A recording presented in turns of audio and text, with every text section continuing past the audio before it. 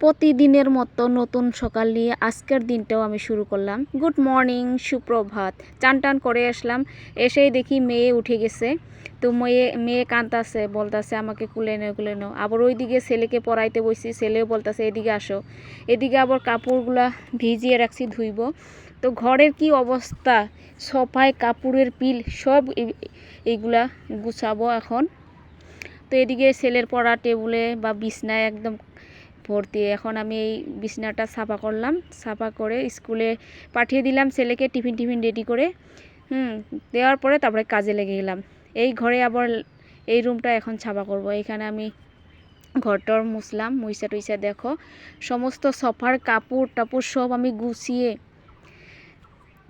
পরিষ্কার করলাম। তো দুইটা ছেলে মেয়ে নিয়ে ঘরটর পরিষ্কার করা রাখা যে কত কষ্ট একমাত্র আমি জানি, আর আমার মতো কে আছে তারা জানে। ফাইনালি 10টা বাজে, এখন আমি ব্রেকফাস্ট করব মুড়ি আরও কলা দিয়ে। কার কার ভালো লাগে একটু কমেন্ট করো।